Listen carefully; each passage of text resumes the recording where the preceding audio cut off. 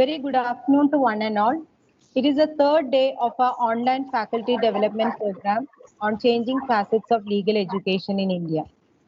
Today we are blessed with the presence of Dr. Prem Kumar Agarwal, Head of the Department, PG Department of Law, Hubli Muslim College.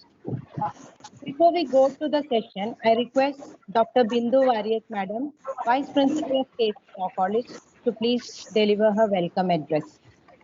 Thank you, Sandhya. It's a proud privilege to welcome our distinguished guests for this particular FDP program. So it was actually a 4-day FDP program for faculty members, and on the first day it started on 24th, and we had our chief guest Dr. Dilip Ukesa, Vice Chancellor of MNLU, Maharashtra National Law University, Bombay. And we had our guest of honor, Dr. Rajasri Varade Madam, Professor and Head Department of Law, University of Bombay. Our session started with a very good current topic that is related to National Educational Policy 2020. Dr. Judy Andrews, who is the principal of Gandhi Shikshan Bhavan's education, gave an overview relating to that. And in the afternoon session, we were blessed to have another excellent speaker, Dr. Mandar. He is from IDOL, University of Bombay, and Sir has given us tools on online teaching learning courses. And yesterday morning, we had Dr. Manoj Kumar Sinha sir from Director ILI New Delhi. Sir gave us an overview relating to role of regulatory bodies in legal education. And afternoon session, Shashikala Gurpur Madam, Director of Symbiosis Law College, Pune, joined us. And now we are welcoming you on behalf of KC Law College. And this topic is very current topic which is required for us, especially for faculty members. It's on skill development in legal education. So we have participants from all over India. It is a since faculty, we have got principal from various law colleges, we have got advocates, we have got researchers, and a few of our students also joined it. And so we are thankful for you. Like our participants, we are getting resource person also from various parts of India only. It's not only from one place. It's a proud privilege to welcome you, sir. And on to you, sir. Please carry forward. So, Madam, I'll introduce. Yeah, entire KC Law College. Entire KC Law College is welcoming you on this particular webinar. And now I kindly request Sandhya, please introduce sir. Kiran Sharma, madam. Sorry, I think Dr. Kiran Sharma, madam. Kindly introduce. Yes, yes. Sandhya is introduced. Okay. Sandhya, please introduce. Yeah. On to you, Sandhya, please. Thank you, Bindu ma'am. Today we are blessed with the presence of Dr. Prem Kumar Agarwal sir, and I take it as a privilege and a blessing to introduce sir. Dr. Prem Kumar Agarwal is an alumnus of St. Xavier's School and College. Sir pursued his LLB, LLM and PhD from the University of Burdwan, West Bengal. Sir, a former judge under the judicature of Honorable Calcutta High Court and founder faculty of West Bengal National University of Juridical Science, Kolkata, Professor Dr. Agarwal is presently serving as the head of postgraduate department of law in the Heritage Building. As a PhD guide, Sir has supervised a number of research scholars in Burdwan University as well as other universities. Sir is a strong advocate of human rights and civil liberties. Sir has visited various foreign countries and addressed various conferences on youth. Sir is a permanent member of the Rotary International and has been into human rights activities. Sir is editor-in-chief of Global Journal of Juridical Science, besides being a regular contributor in reputed journals. Dr. Agarwal is a visiting faculty trainer at National Judicial Academy of the Honorable Supreme Court, West Bengal, Judicial Academy of the Honorable Calcutta High Court, Administrative Academy, and Police Academy. Sir has authored several books, and Sir is training students for the purpose of judicial service, legal service, administrative service, and Sir takes teaching as a passion. It is our blessing to have Sir today, and today Sir will be discussing on a very relevant topic, and we are eagerly waiting for Sir's presentation. Over to you, Sir.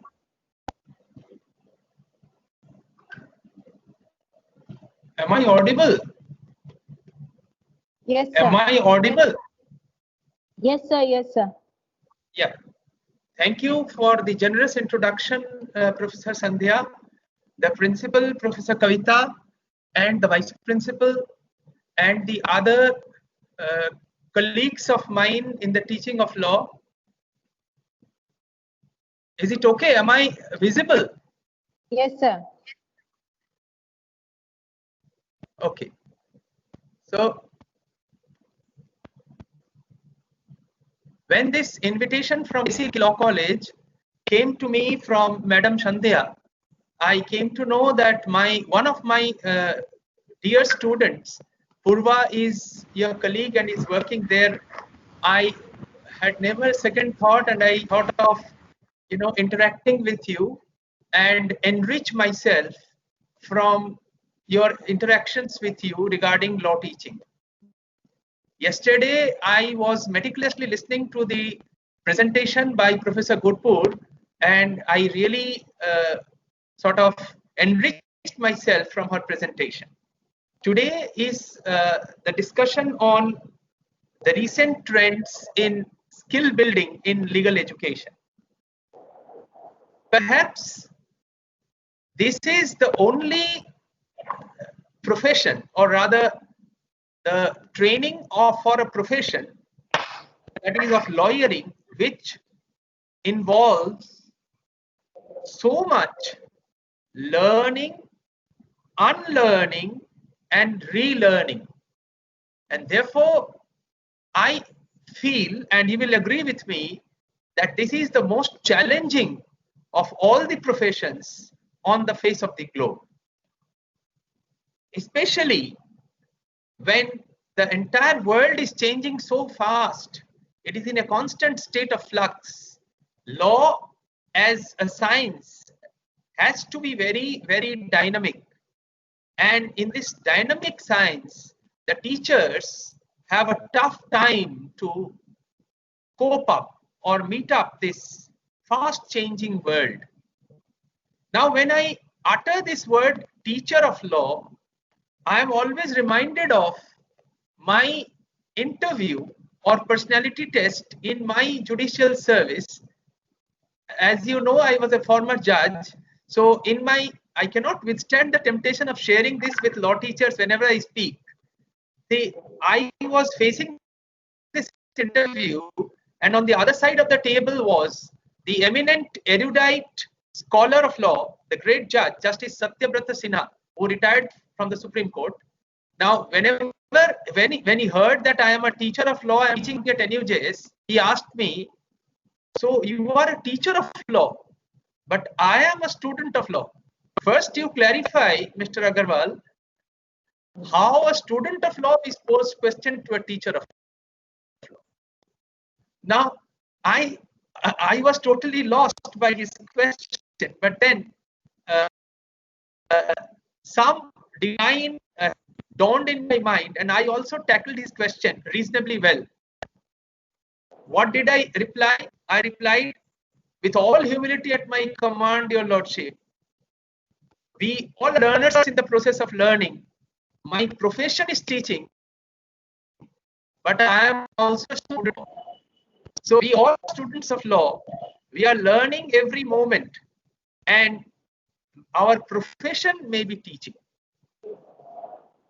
So learning, unlearning, and relearning is the basic motto, or ought to be the modus operandi for preparing professionals who will become lawyers in the future. Now, I have prepared a slide presentation for sort of giving some sequence to my talk. So if you could share the slides, by each slide I'll explain what I want to share. Yes, sir. So shall I share? Yes. Change the slide?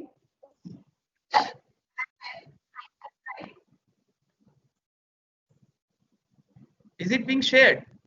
Yes, sir. Yes. Shared. Yeah. So this is the third slide. Things needs to be considered in order to check the development of art and skill of a lawyer. See, I have first tried to see the problems in the few slides, and then I have tried to sort of arrive at some suggestions or solutions from these problems. So major objectives, what are the objectives of legal studies? As teachers of law, we have to keep in mind what is our goal or outcome which we desire from our teaching. So the objectives, things need to be considered in order to check the development of art and skill of a lawyer. Are the law students aware about the prevailing social issues? Are the law students or the lawyers equipped with professional ethics and social ethics? Also, how much they are able to synthesize the professional ethics and the personal ethics? How the lawyers look into the socio-cultural dimensions in their profession? Yes, next slide.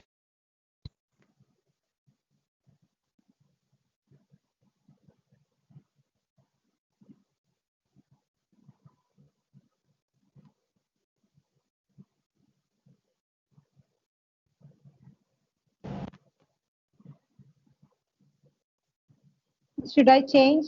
Next slide. Yeah, next slide is not coming on my screen. It will come. Just 2 minutes. You have to wait, sir.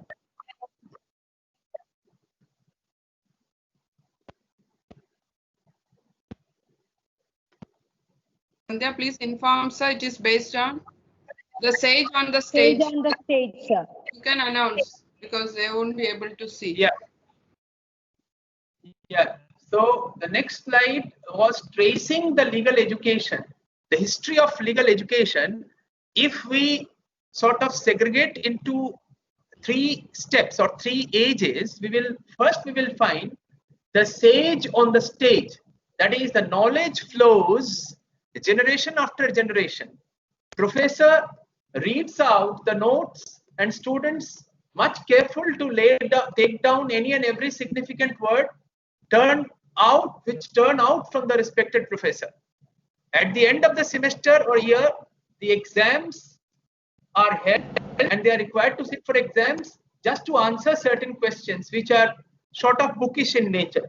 So this system of legal education was the most primitive or the earliest form used in England. Yes, next slide.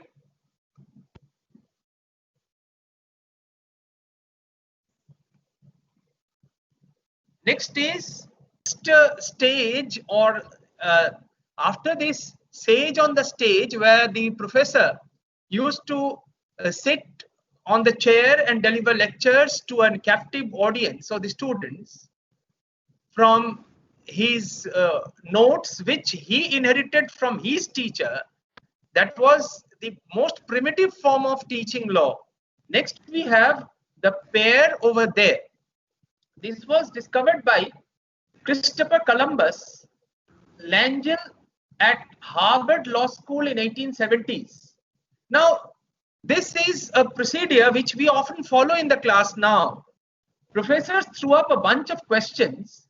A group of students eagerly answered. The mentor discussed, demonstrate, and whole class got the opportunity to learn not the fact, but also the rationale behind a particular fact. Now, this we often do say some students who actively participate in the class, through active discussion with those students, the other students also learn. Sort of Q&A sessions in the class which help the other students to get enlightened. Now, the next phase of legal education was guide on the side. Professor Alison King named the method as guide on the side. It is a student-centric classroom group activities of students resulted in superior quality of analytical thinking power. Professor or guide used to remain or remains as a spectator or speaks very little if necessary. So in this method of teaching, we allow the students to blossom and they sort of learn themselves. Guide is just by their side to help them or facilitate their learning. This is a sort of what is known as the knowledge creation model and mainly is in vogue in many law schools. But what is the recent situation? The changed landscape, especially in this public health crisis. We are sitting in front of the laptop, be it teacher, be it the student. So how are we going to cope this process of teaching learning now in this pandemic situation? All over the world, the teaching learning process is being done online and we don't have a captive audience in front of us. How to get each and every student involved in the process is a big challenge. Now, that was a brief history of legal education or legal teaching or law teaching. Now, let us go into the shortfalls or pitfalls with special emphasis on the Indian law teaching scenario. Possible factors responsible for the shortcoming of the recent trends. Erosion of standards of ethics and professional responsibilities and failure of legal education to instill the right values and professionalism.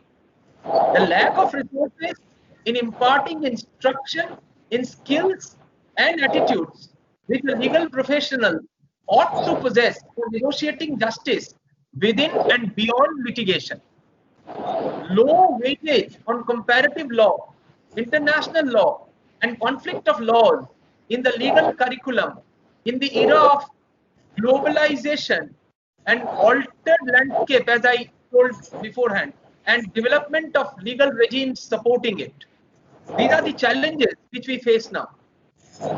The incapacity for integrated and strategic thinking arising from compartmentalized learning and learning at the cognitive level only.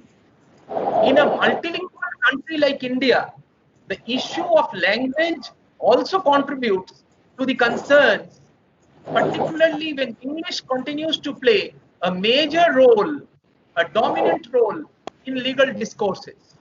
Apathy towards ensuring excellence in legal education, especially in the traditional law teaching institutions. We all are aware that legal education scenario was best summarized by our past Prime Minister, Dr. Manmohan Singh, when he remarked that the legal education scenario in India is a sea of mediocrity with islands of excellence. We are all aware that there are excellence or excellence in scholarship and legal education also, but then the number is few. Most of the institutions who impart legal education in India are very, very traditional.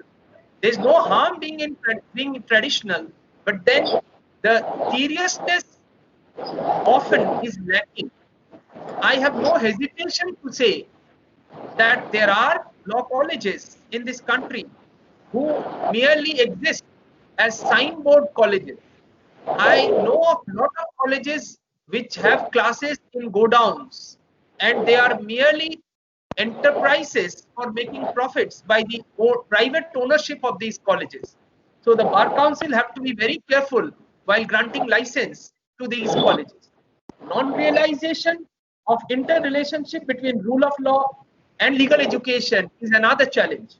Now, these are some of the shortcomings or some of the problems which we face in imparting the education of law for preparing advocates or lawyers for this country. How to overcome the shortcomings, what to do. In fact, about three years back, I was asked to write a book chapter in a book on law teaching, where I remember distinctly, I tried to sort of delineate the blueprint of how to convert this teaching of law or law teaching to justice education. How to evolve this law teaching to justice teaching, or the goal should be justice education. So how to overcome the shortcomings, what to do. Integrated model of legal studies, integration of professional, socio-cultural ethics and skill. So three keywords: professional, socio-cultural and skills of the profession. They have to be integrated. This should be our goal, and how to go towards that or evolve to justice education, way forward to justice education. So the three things have to be integrated: professionalism, socio-cultural ethics and the skills. Today's law students, tomorrow's lawyers, and the institution is that pious medium where a law student becomes a lawyer. Now, we as teachers of law, we have the onerous responsibility to turn out from our institutions not half-baked lawyers or professionals, but we must prepare them so that they can go to the courts if they opt for litigation, or wherever they go for their profession, they are ready for their job. And the pillars of this medium are the faculty members of the institution. So faculty members are we, the teachers of law, the professions, our profession is teaching. So they are the pillars of this institution. Therefore, the pillars need to be strong enough to build a strengthened structure. Now, I have tried to sort of trace or lay down or suggest a pathway to achieve what I call, quote unquote, justice education. Capacity of the institution, number of students, infrastructure, faculty members. I have tried to jot down in 3 steps. Now, an ideal teacher-student ratio is something which must be sort of paid attention to. But then in some law colleges or law schools, we find that 150 students in the same class being handled by one professor or teacher. Infrastructure in the form of sufficient space in the classrooms, libraries, courtrooms, and the other facilities for all-round development of the student is a sine qua non. There are certain rules in the BCI legal education rules, but how much they are adhered to, we all know. Then the faculty members. Faculty members, as I already told you in the last slide, that they are the pillars which actually hold the entire institution, which imparts training to the future lawyers. So BCI needs to be very strict while granting license for law colleges. Apart from the untrained faculties which we have in most of the law teaching institutions, the faculty strength is grossly inadequate in most of the law teaching institutions. But we hardly have any regulatory intervention, meaningful regulatory intervention. Once in a blue moon, the BCI sends a letter threatens the college or the management, but then after some days or months, it is forgotten. So that has to be very seriously seen by the BCI.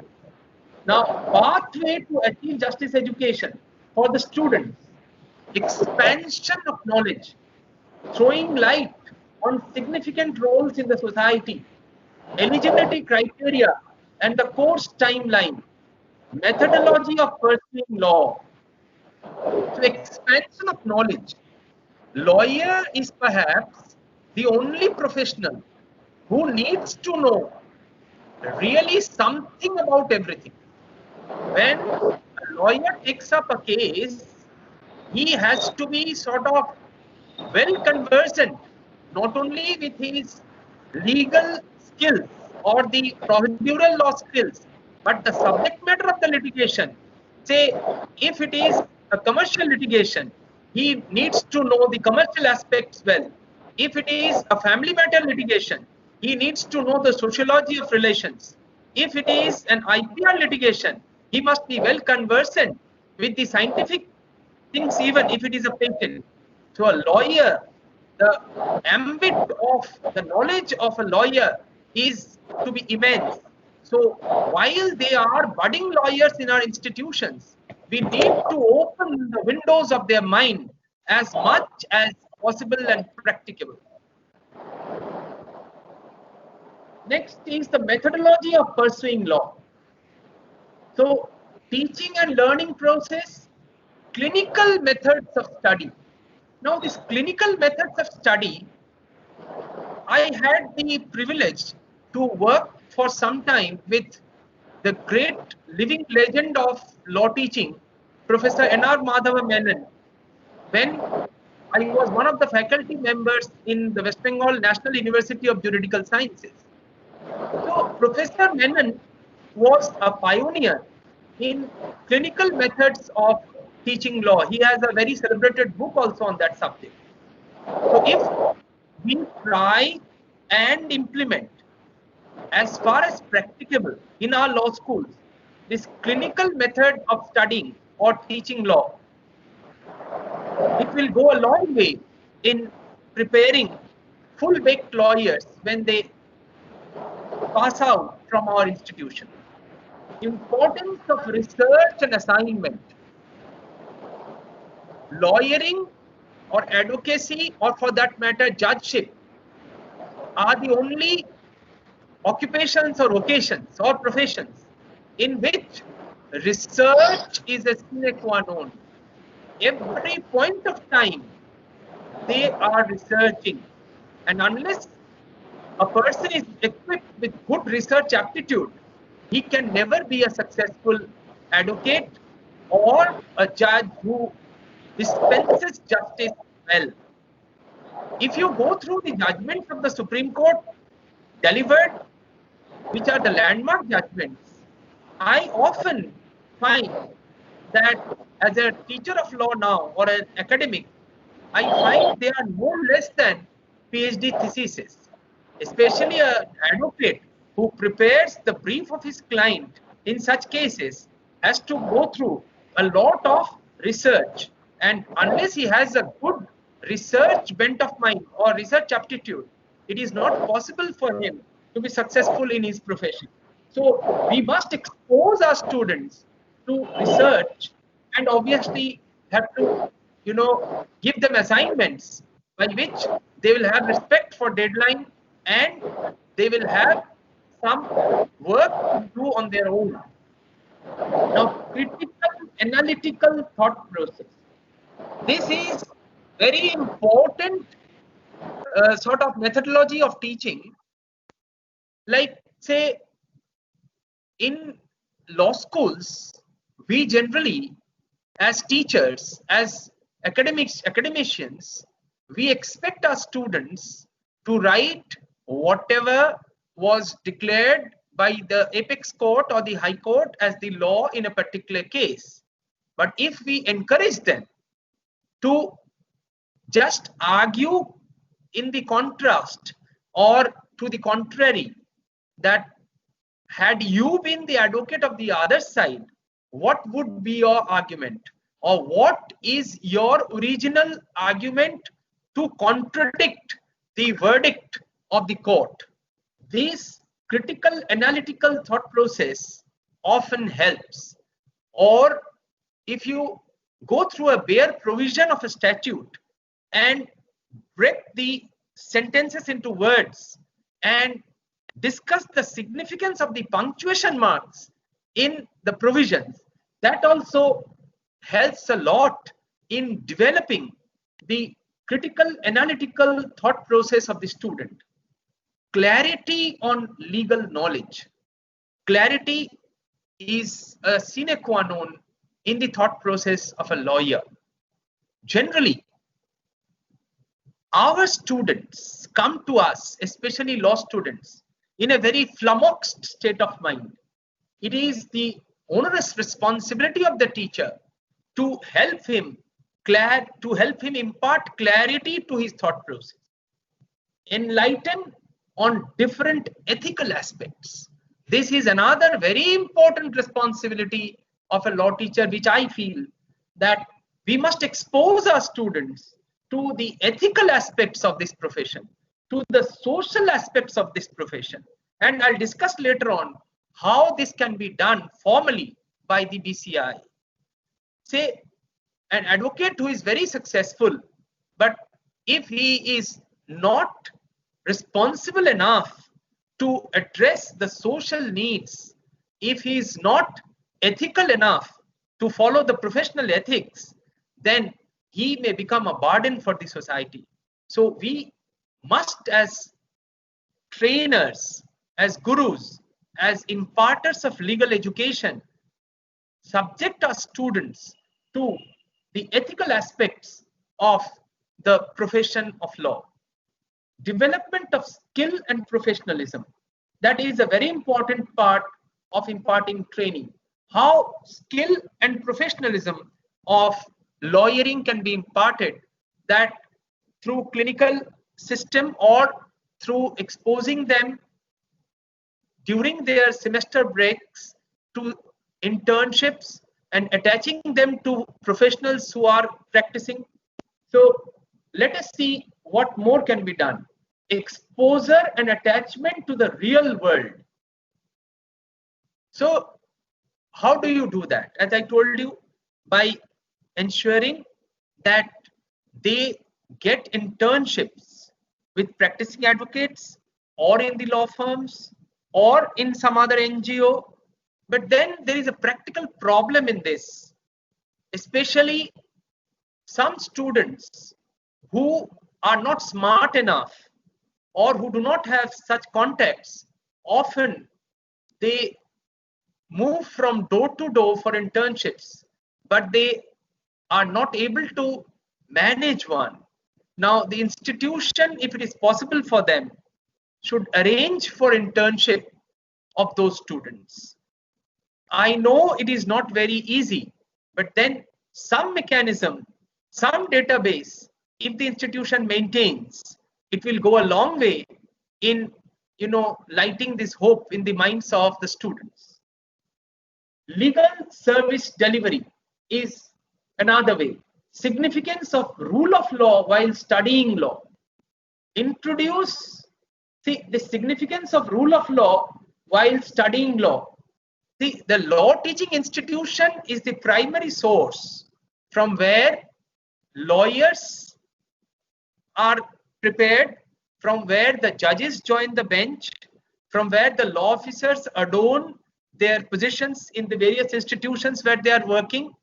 So if the source is good, the produce will be good. But if the source itself is crippled, we are not going to have good produce. So much of the sort of question marks which we see in the rule of law in the society is because of the apathy towards rule of law in the law teaching institution, which I feel, and therefore I have placed it in one of my goals. Introduce with the present society and the prevailing issues within it. The law students must be made aware of the present situation, of the present problems in the society. I heard somebody talk. He was Michael Peel. I have, in fact, taken a lot of ideas in my presentation when I'm talking about this.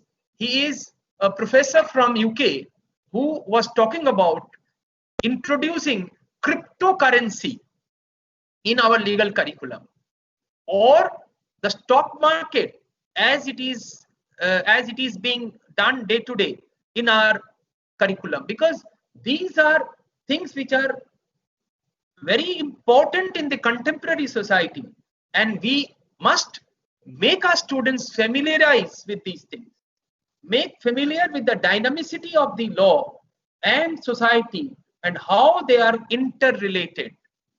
So the changes which are going on, say due to this changing landscape, due to technological development or other reasons, we are facing a constant state of flux. And if our students are oblivious to such changes, what we prepare as students as future lawyers are nothing but half-baked professionals. Next comes the evaluation system. The evaluation system in the conventional BCI model has to be relooked into rather. Evaluation system, I feel, should be a constant evaluation system split up into various parts. In most of the universities, what is followed now is 20 marks internal assessment and 80 marks written paper at the end of the semester. If we split up this evaluation into, say, 10 marks each, say for these 80 marks, or a 50 marks paper at the end, and the 30 marks split up into 10 marks each, constant evaluation throughout the year, that will go a long way in instilling the proper knowledge in the students. Now, pathway to achieve justice education, on that part, syllabus and curriculum. So syllabus of LLB is, all of us know, is prepared by the Bar Council of India. Now, the suggestion to this professional body while preparing the syllabus for LLB is compulsory papers. They do not include any professional ethics. We have an Advocates Act, a professional ethics paper, but then that is a lip service only. We need to have some extensive paper or study material on professional ethics and socio-ethics, socio-legal ethics. Exam oriented, no mandatory practical environment. We hardly have any mechanism by which we provide a hands-on training to a law student while he is teaching, while he is studying law in his law school. That has to be looked into. How that can be done, that is a thing which we have to ponder upon. Tendency to mug up more things. See, the syllabus which we have at present, most of our students, they mug up and vomit in the examination paper and they secure a decent mark and they become first-class law graduates. But how many of them can go and stand in the court of law and start practicing? So are we preparing students who are ready to take on the professional challenge? That is a serious question which we'll have to ask ourselves. BCI must mandate community service apprenticeship. Now, the professional ethics, the social ethics, and the personal ethics of a person, they have to be very nicely balanced. And unless we expose our students to apprenticeship in community service or NGOs, I think we will not be able to do so. So if the Bar Council of India makes mandatory apprenticeship in NGOs and community service organizations, we can expose our students to, to ethics, the social ethics and the social responsibility which they need to shoulder after becoming professionals. For the teachers, that was for the students. Now for the teachers, the institution, the students and the faculties all need to be reformed. training should be done for the law teachers at the national level. We hardly have any training for law teachers. There was some UGC directive for orientation and refresher courses, and most of the law teachers, especially in our part of this country, I don't know about the western part, they do their refresher along with other social sciences. And yes, there are interface between law and other social sciences, but there is no refresher dedicated to only law teachers. But apart from that, there must be a centralized training for the faculties of law, national level training. Unless we think on these terms, we cannot have teachers trained who are equipped enough to face the challenges of the changing landscape of the world in law teaching. So that is the need of the hour, the training of the faculties in law. The basic eligibility, that is the NET, JRF NET or set of the state eligibility test, that is a basic screening. But then the eligibility criteria, the law specialized eligibility criteria, that has to be developed by the professional body. Training should be done for the law teachers at the national level. Eligibility of the faculties, as I already discussed, apart from NET, there should be some other eligibilities which are characteristic of law teachers should be devised.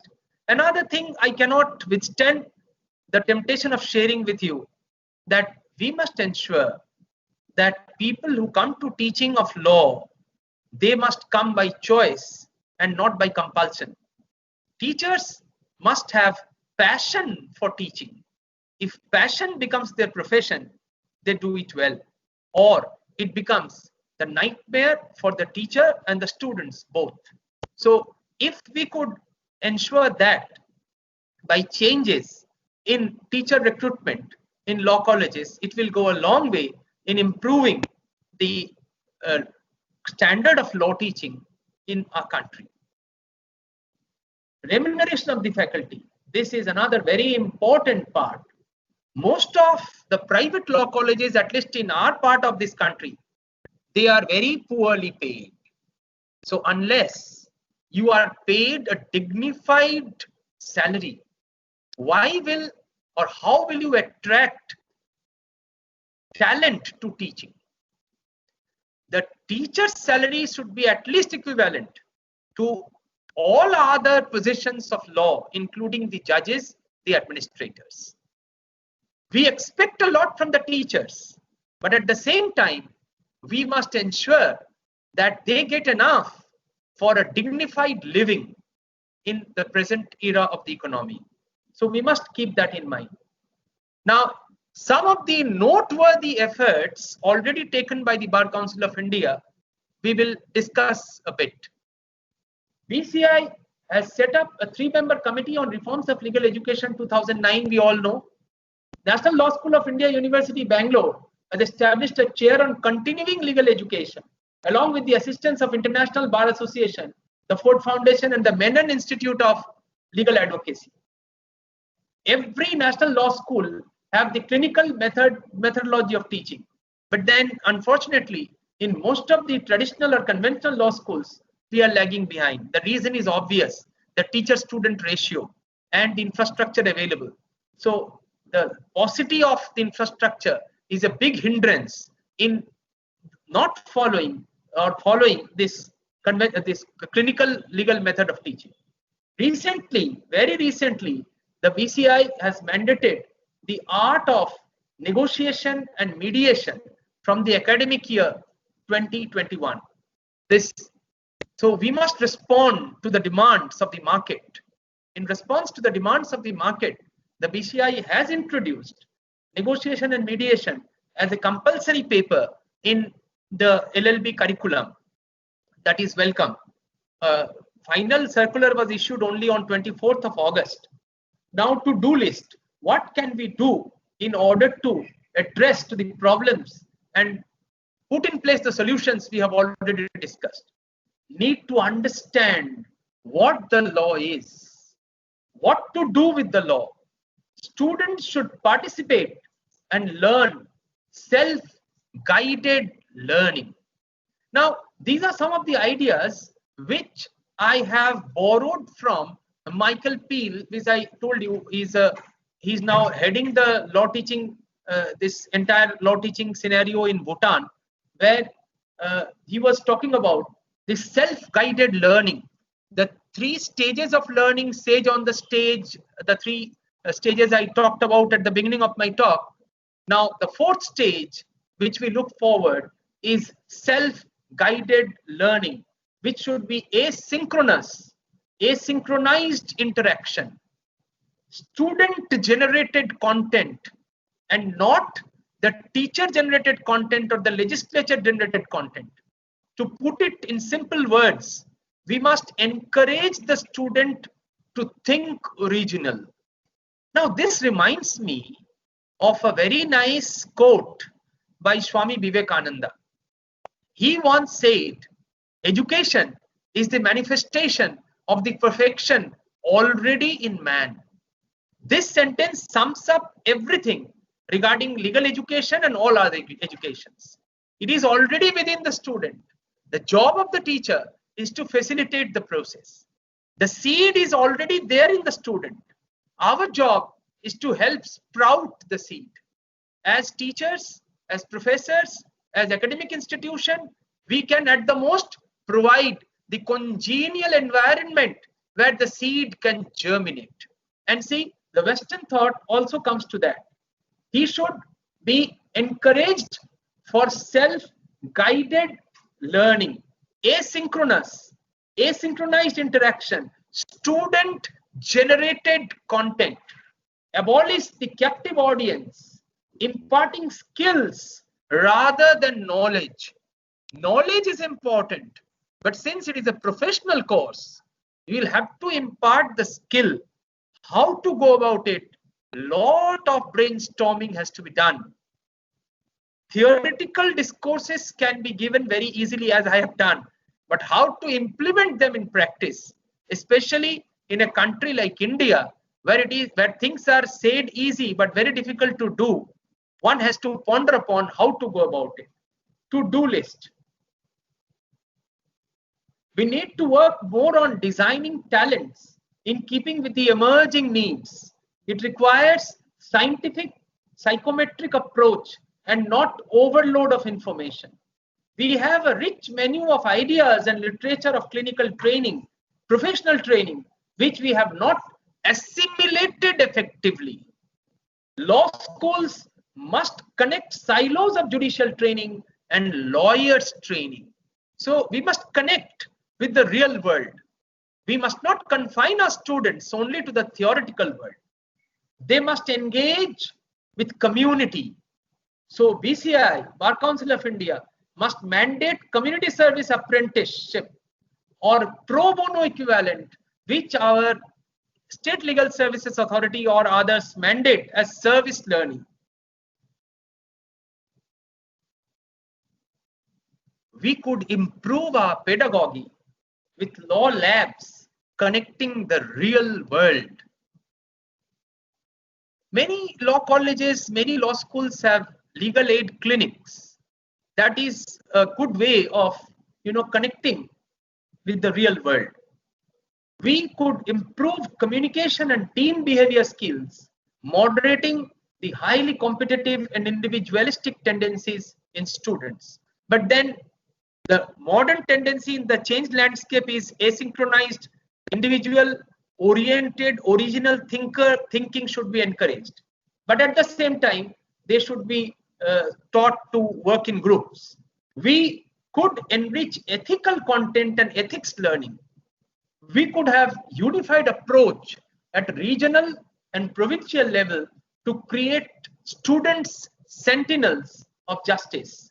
In our minimum requirement for law school, we could add some safety guidelines and sensitivity to gender and other perceived disadvantages.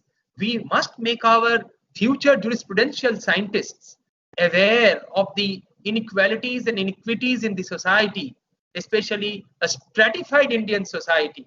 As we know, the great B.R. Ambedkar the father of our constitution, how much he was sort of influenced by his early childhood due to this inequity or inequality due to this caste system prevailing in his India when he was a student.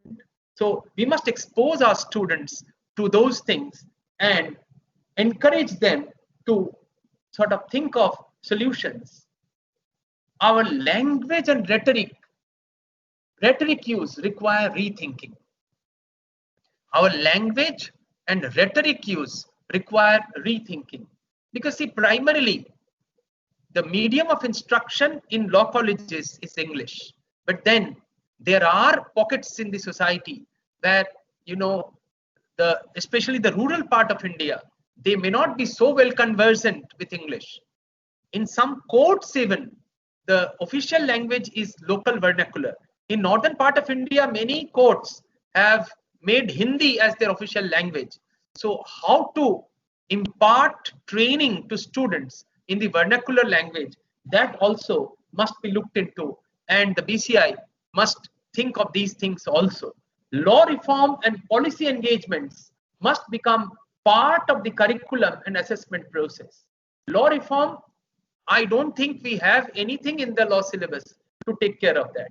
Policy engagements, that is the political executive, how change of policy or new policy that influence the society and how it ultimately culminates into a law, all those things are not there in the legal curriculum. Research needs to be center staged and infused into the learning climate. As I told you, law is perhaps the only profession where you are continuously engaged into research. Whenever a client comes to an advocate, he keeps on researching. Every moment he has to research. So this research aptitude has to be developed in the future lawyer of this country, and that ought to be instilled in a student of law while he is in his law school. We need to train the lawyers to prevent and handle disputes rather than thrive on them. On a lighter note, I don't know the condition in Mumbai, but in our part of India, when I address a new batch in the LLB curriculum, on the very first day, I ask them, are you sure you want to become lawyers? Because once you become lawyers and take the practice of law, you will have a tough time in the matrimonial market. It will be difficult for you to get a house on rent. It will be difficult for you to enter into a rent agreement or lease agreement with anybody. People will view you with a lot of skepticism. Because see, I don't know how, somehow or the other, I don't know the reason. When I say this, I am also a lawyer. Somehow, the opinion of the rest of the society for the lawyers is not very good. As I tell the students who come to law, rethink, because the father of a daughter may not be willing to accept you as the bridegroom if you are a lawyer. So the reason is that, see, often people say that advocates, they live on, or their sort of bread and butter is somebody's disputes. So they will always want that disputes thrive. They won't say it for a doctor, but for the lawyer, this is a very common thing which is said. But then our lawyers need to be trained to prevent and handle disputes rather than thrive on them. A very significant sentence which we as law teachers must keep in mind. Now, with a ray of hope that the future law schools will or have absorbing the spirit of best practices from all disciplines. Yesterday, when I was listening to the presentation of Professor Gurpur, she was harping on this, that if you are one of the law departments in a multi-facility institution, then the interface available should be utilized to absorb the best practices from all disciplines and thereby enhancing the ambit of the learning of the future lawyer. Nodal points of all stakeholders, leaders and governance of the milieu, support innovation and human development in a more meaningful way. More diversity of nationalities. We are now living in a global village, and therefore we cannot confine ourselves only to Indian scenario.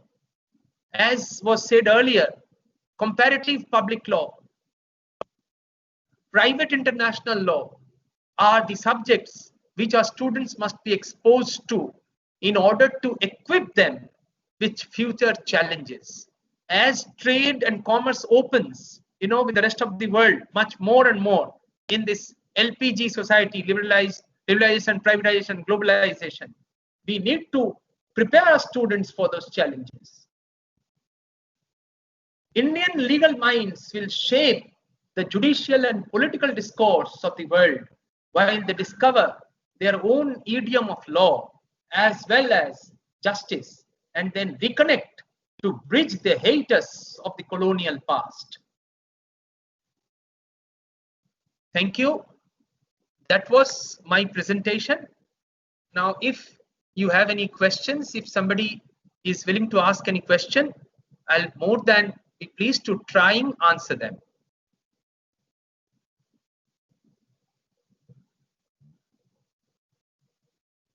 Am I audible?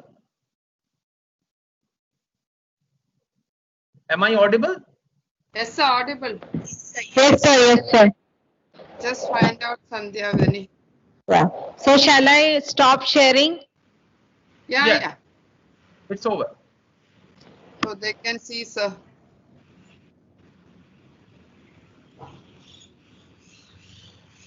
Any chat or any question has come? 1 minute. Participants, any questions? I can see Purva. Yeah. Hello. Purva, ভালো আছো? How are you? হ্যাঁ sir ভালো আছি আমার প্রণাম নেবেন ভালো থেকো, ভালো থেকো।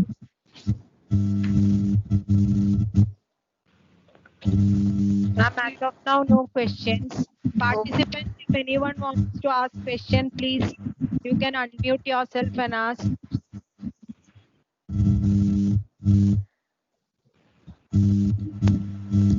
Yes, ma'am. In chat box, there is nothing as of now.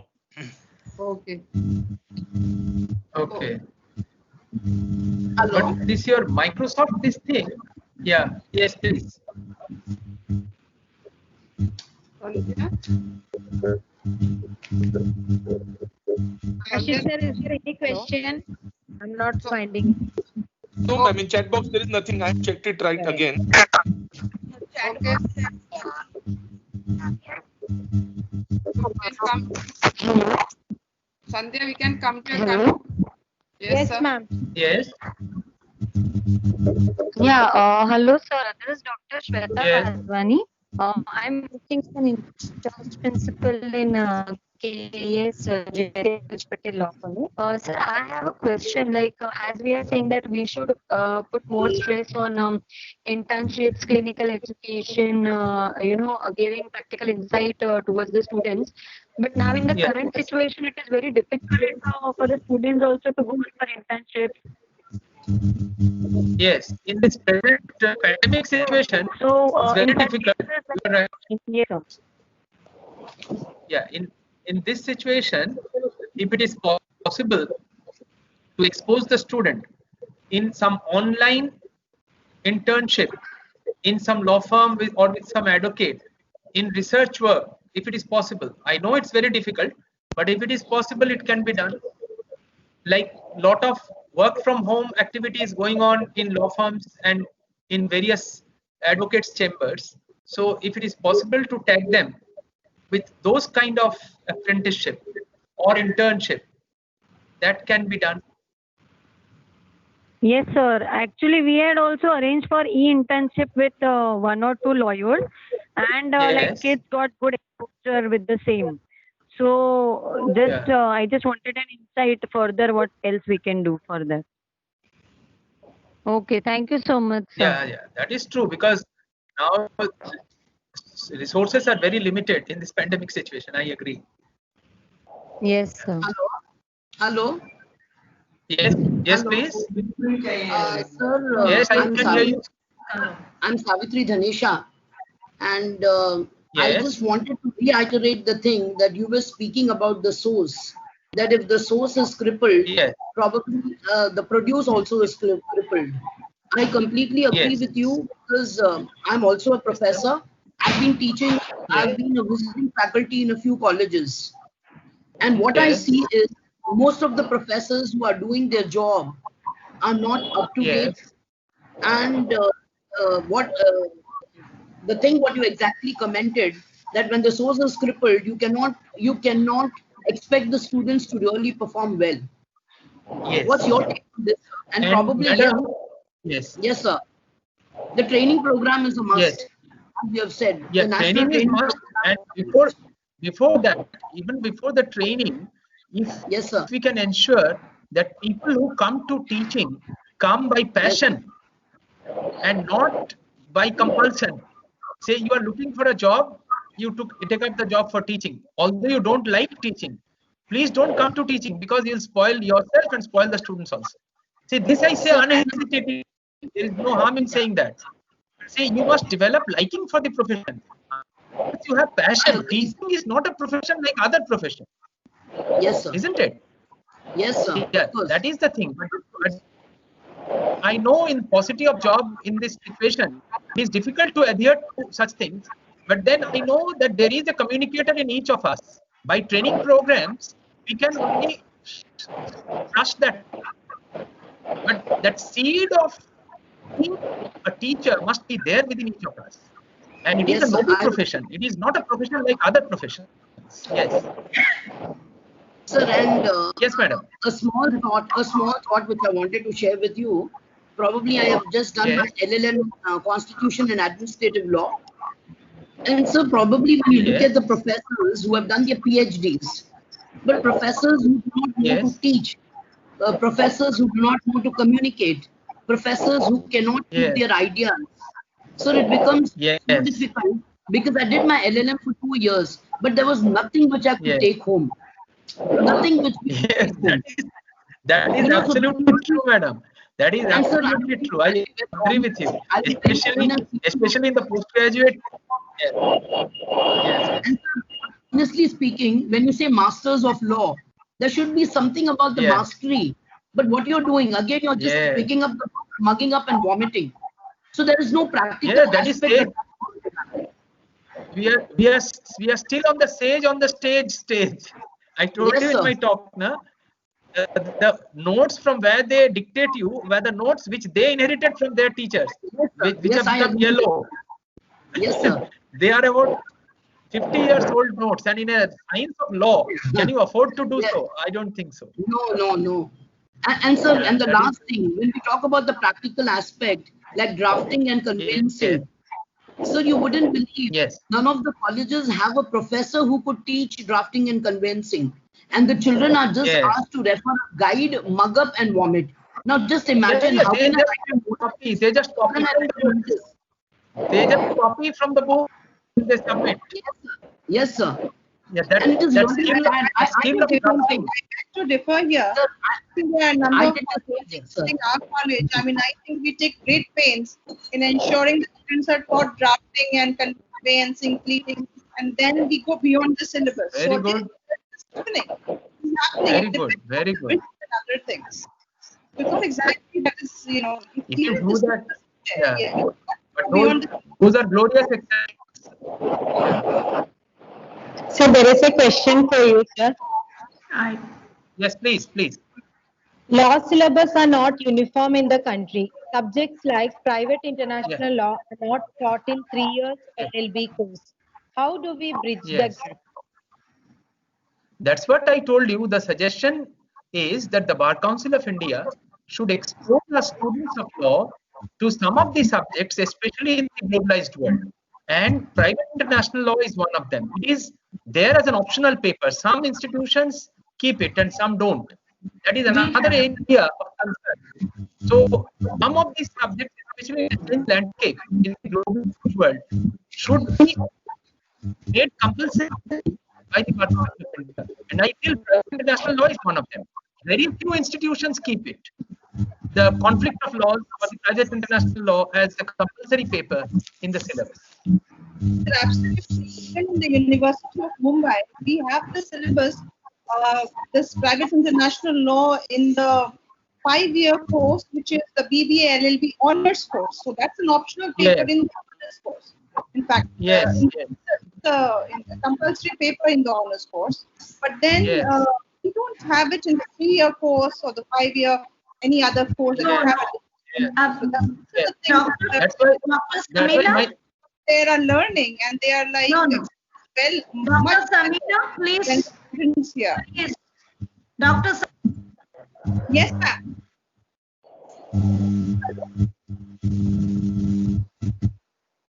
Yes, so my suggestion is that it should be there in the curriculum. Otherwise, see, advocates now get a lot of client due to this, increased international intercourse. Lot of international transactions are taking place. Person from India getting married in US, and the problems involved, they all are in the arena of private international. And if a lawyer is not exposed to them in his law school days, it becomes difficult for him to handle. He has to learn all over again. So I think it is very important to have that subject, compulsory subject, and that is a suggestion to the Bar Council of India.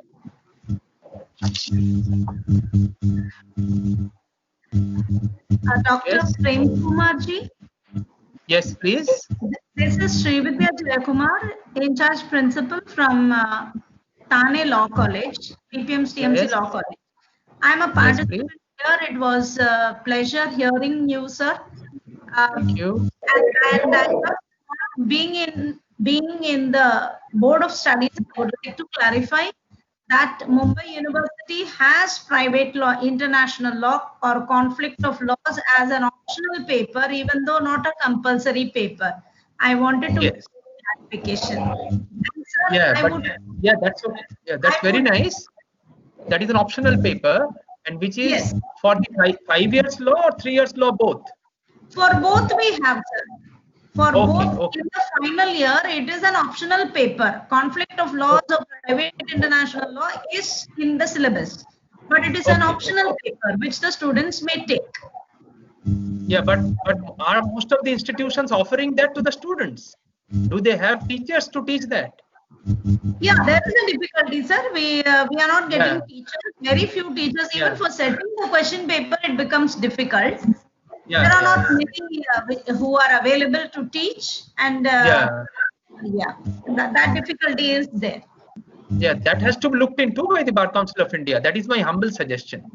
Okay. Yes. Unless I think it is made a compulsory subject, not many. Yes. Or the available few teachers should be well utilized to guide in all the colleges. Yes, and that is what I suggest. We have more than 65 colleges, and that adds to our woes. Yeah, right. Sir, I would like to ask you one thing. The 2008 Bar Council of India rules, legal education rules, has the university implemented the new syllabus, sir?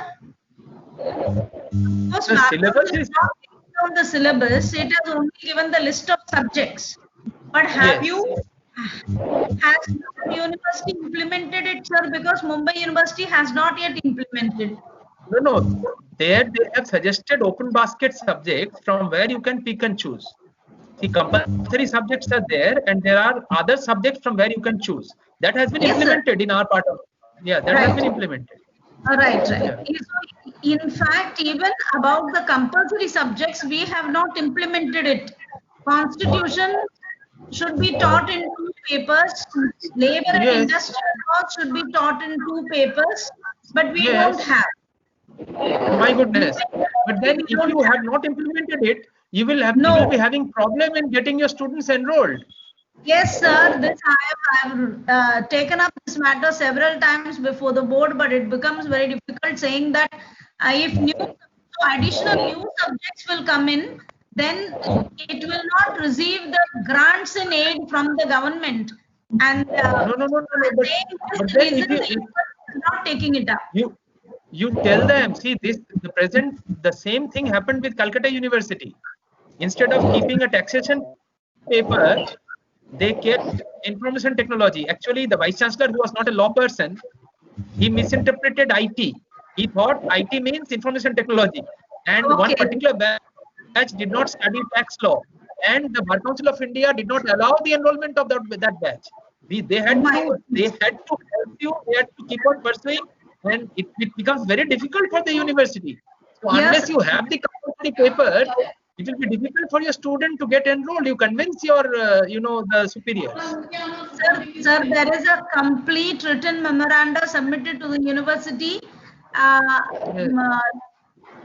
bringing out the difficulties, and in fact, it would be a huge loss for the student community. It will be a kind of betrayal, because having invested 5 years, and when they get their degree, if the enrollment yes. So this has been brought before the university. Let a representation. I can suggest you something. See, let a representation go from the students' body, and then it will be looked into. Often the education administrators are scared of students' agitation rather than the teachers pursuing them. So you ask the students to send a representation to your vice chancellor or the syllabus committee. Then they will pay heed into. Okay, sir. Thank you so much. That would be good. Yeah, because it is students' interest. One more question. Yeah, please. In your university, are you allowing the vernacular language also for writing the exams? No, we are not. We are not allowing. In West Bengal, we don't have any such system. But in other states, like the Hindi states, this is in vogue. Like Haryana, Rajasthan, they write in Hindi. But in our state, in Bengal, if you want to study law, you'll have to write in English. No Bengali. What about Maharashtra? Marathi is allowed, sir, in Mumbai University. And, I found that in 2008 legal education rules, there is a peculiar requirement. It is said that if the university permits answering of the question papers, medium of examination as vernacular also, then there has to be 100 marks paper in English. There is such a stipulation in the 2008 legal education rules. But we have not implemented that also. Here, Mumbai University permits medium of examination as Marathi also. But we have special 100 marks paper in English. It's not there. 2008 rules. So you don't have 100 marks compulsory English even if you write in Marathi? No, sir. Okay. So that's what I thought. I will check what is happening with the other universities. We have found actually, this is the rule. We are all under the same government. Yes. Maharashtra government, same Department of Higher Education, but some universities other than Mumbai universities have already implemented the 2008 rules. But Mumbai University has not implemented the 2008 legal education rules. No, but it is mandatory now. Unless you implement them, your students will have problem, in getting enrolled. So please, and it is not just 1 or 2 years. Now, 2008, we are in 2020. Yes. See, that is another problem with Bar Council of India. See, this is a professional body which is conducted or run in a very unprofessional way, because there is hardly any precedence which they follow. Now, often people get away with all anomalies, and often they become very strict with some institutions. So it is a in a more unprofessional way, they conduct this whole thing. So there has to be some sort of strictness regarding, the rules. They frame a rule, and themselves, they are lenient with the rules in case of some institutions, and they're very strict with the others. I don't know what goes on, behind the screen, but then a professional body should be a professional body. It should not conduct itself like this. This is something which we need to look at. This language part which you said is actually I think they have emulated the judicial service rules, where if you want to write the judicial service exam in the vernacular language, you have to write all the papers in the vernacular language, and you'll have to clear 100 marks English papers. Do you have the same rule in Maharashtra Judicial Service? We have it in West Bengal Judicial Service. I'm sorry, sir. I'm not very sure. You are not aware. Okay. Sir, in the judiciary, there is no such rule for the judicial exam, sir. There is no such rule. Okay. Entirely in Marathi. Entirely in Marathi. You can appear in Marathi, all the papers. Yes, sir. Yes, sir. And no compulsory English paper 100 marks. No, sir. The interview they can be answering in either language, and they will be asked in English and Marathi both. But the papers have to be in Marathi. They can write fully in Marathi, sir. So do you have a 100 mark English paper? 100 marks English paper? Compulsory English paper, sir. No. In State Judicial Service, there is no compulsory English paper. It's only only for the interview it can be there, sir. But compulsory paper like that, sir. But in the lower courts in Maharashtra, the proceedings are held in Marathi or in English? Some of the courts it is in Marathi. English? Okay. Marathi only. Marathi. Okay. Ma'am, sir, there's one more question, sir. Yeah, please. Never read that, Sandhya ma'am. You can read, sir. Yes, ma'am. One second. Sir, just there's a lot of noise in the background. Yeah. So the question is, for subjects like bankruptcy and insolvency, there are no professors. Bankruptcy, insolvency, and taxation, which is an optional subject. So this is what the question is, sir. So what is to be done? For that, what we do in our LLM curriculum, we hire professionals like chartered accountants, like people who are practicing in this arena, say once a week or once in 2 weeks. They come and lecture, and that is the only way you can solve these problems, because these are very, very specialized areas where you need to take professional help from people who are practicing in these fields. You can arrange for seminar lectures by professionals who are practicing, and Bombay or Mumbai, I think, is a commercial capital of the country. Will get lot of people practicing in that area. Yes, sir. I have one of the students in Nagpur.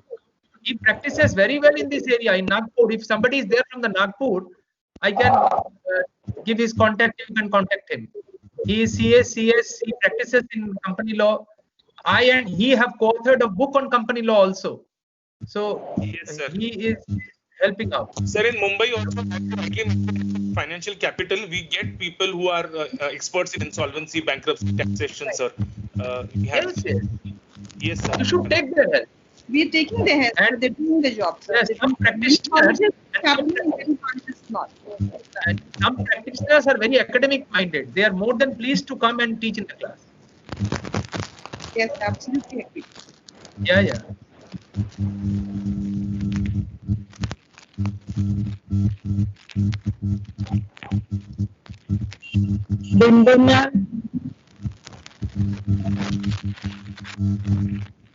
From where is this noise coming?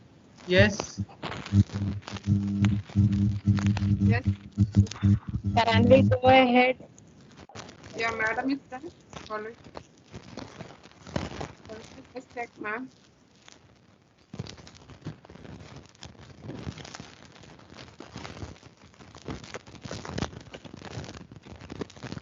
Unconsciously.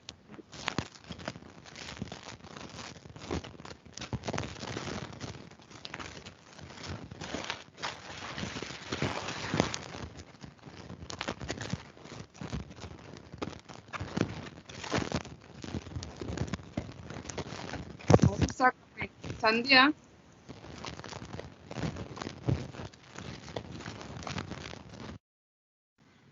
Yes, Sandhya? ma'am. Yes, Yeah, ma'am. we will conclude. No more questions, no? Ma'am, no Yes, more ma'am. questions. And yes, Bindu ma'am, no more questions, ma'am. Okay. Bindu ma'am, you will do continue. Yeah. Okay. Sir, thank you so much, sir.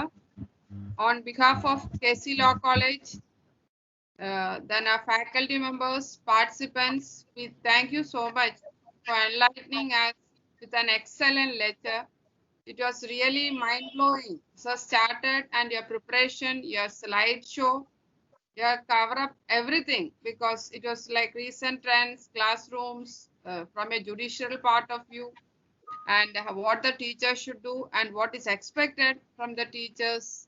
So it was really, for teachers, it is refreshed us, and for our particular point wise, each slide we were going through it. The effort you had taken for preparation of this particular lecture. So from our KC Law College part, we take an opportunity to thank you. And we are expecting more lectures from you in the upcoming events. We knew that from such a far place, you might be also busy with your work, but still you spared time on a working day and sharing your valuable information. So on behalf of KC Law College staff members, we thank you so much, sir. And yeah, I Thank also you. take the Yeah. opportunity to thank all the principals. Srividya ma'am was there. I know she's having evening college, but still with that she was there. Priyasha, so many other faculty members also were there. And thank you so much for being with us. And from our KC Law College entire family members, we should say, we thank each one of you. Most important is the participants who are joined. There are some students also who are joined. Yesterday also they were saying you also like, we're not permitting so many students to join, but students were also liking to join this, since it's a faculty development program. And we could notice the presence of Advocate Josen, and so many other advocates are also there. We take this opportunity to thank all the advocates who are with us for this particular program.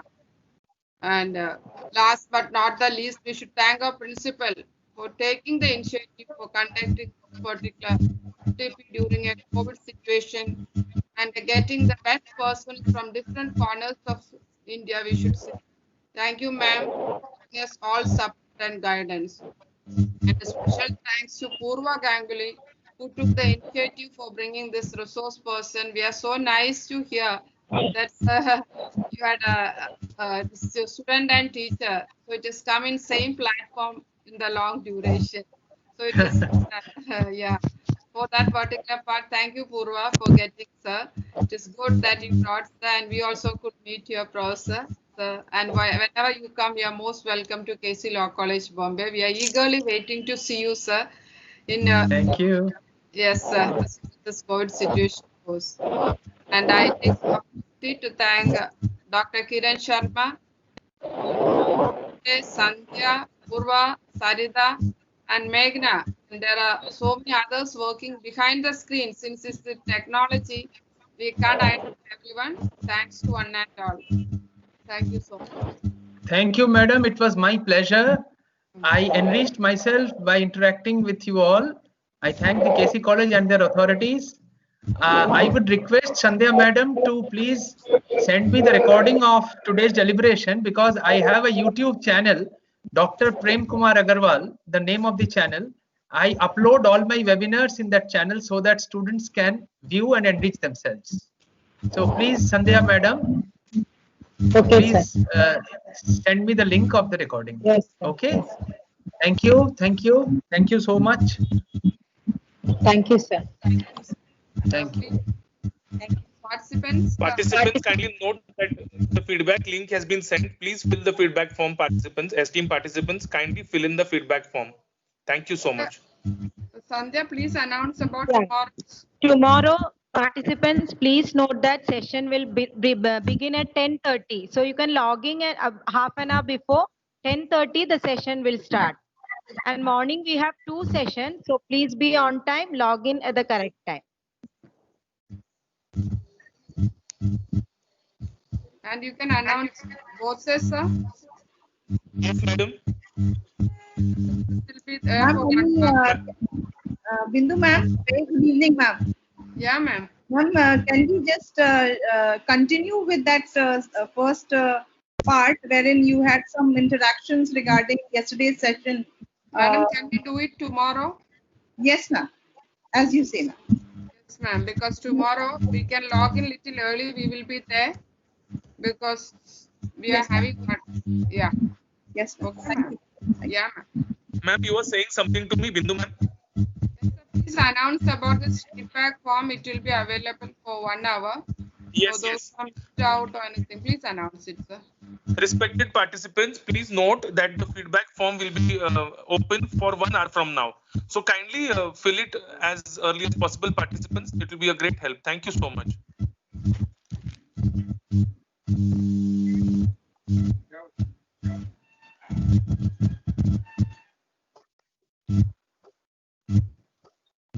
So one participant is having some network issue. How will we go about it? Ma'am, regarding the feedback you're asking, Yes, sir. ma'am, as of now, I have not come across anyone. Anyone is mentioning, then we can ask. Some network issue on participant.